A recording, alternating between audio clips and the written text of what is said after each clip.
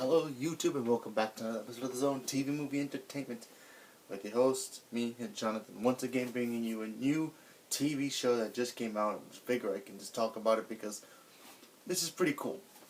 We had our very first episode of Legion, and the new X-Men TV show from FX, whatever you want to call it.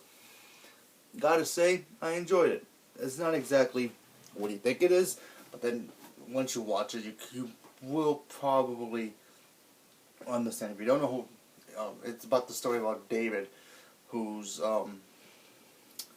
played by Dan Stevens, and he's basically, when he was a child, he had some kind of, I don't know, problem where something happened to him.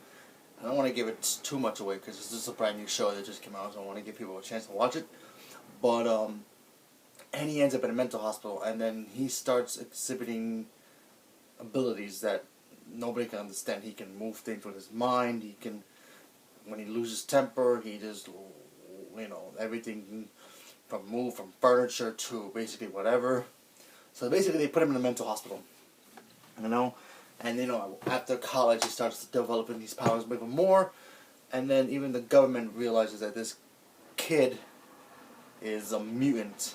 Yes, he's a mutant, and also, in the comic books, you want to know this, he's the son of Charles Xavier.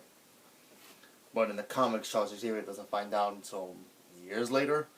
And by then, David is basically more of an anti-hero. So, I mean, obviously they're not going to show Charles Xavier here. I really wish they would, but what can they do?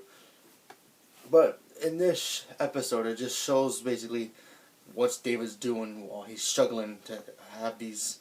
He can't even understand what's going on with him. He has these weird dreams, but then when he does, it's really his powers acting up, and the people who work at the psych ward or whatever you want to call it, they just treat him like a regular crazy person.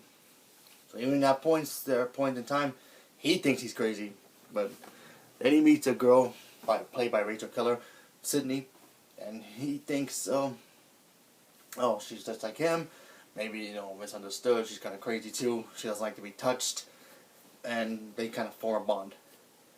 And then people start talking about, she doesn't exist.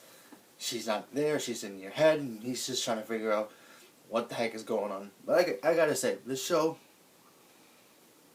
is pretty good. It's good.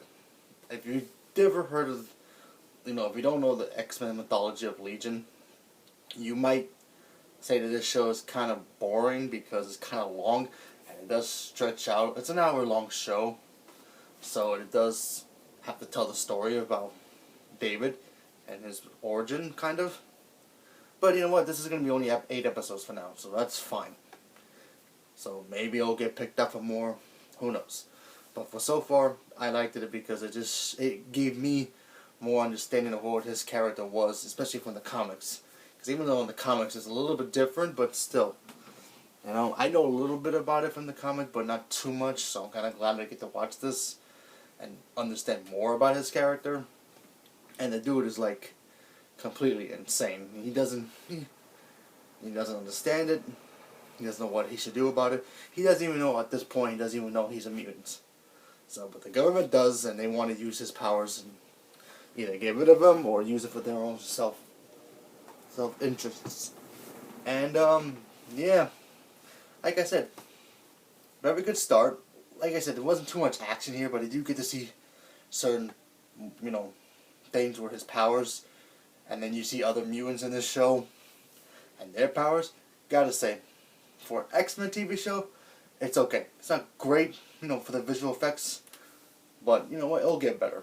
It's just, this is the first time seeing an X-Men TV show, live action, not counting cartoons.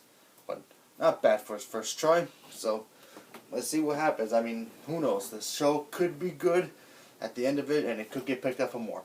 But if it doesn't, we still have the other X-Men TV show, with your Wolverine, your Cyclops, and all that.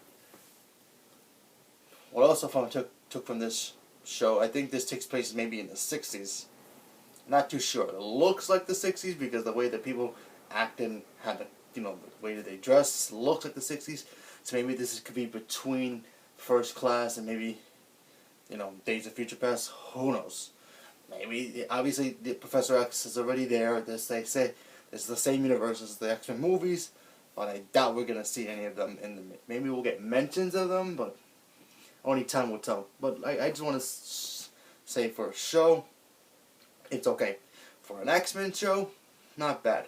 I enjoyed it as an X-Men show. The TV show itself, it was just about some guy with powers and had nothing to do with X-Men. Then I went like, not for me. But as an X-Men show, I'm very curious about it and see where it goes from here. But like I said, watch it if you want. If you're curious about it, if you like the X-Men movies, give it a shot. And if it's not for you, then don't worry about it. It's not gonna really throw you off on the X-Men movies.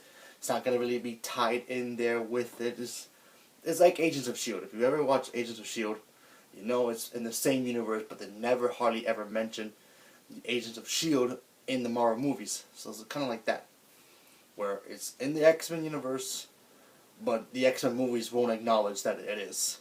It's kind of like that. So take a shot in watching it. Give it a shot. If you like it, leave a comment below. Let me know what you guys thought about it. And if you're not interested in it, also leave a comment below and let me know why. Thank you and have a good day.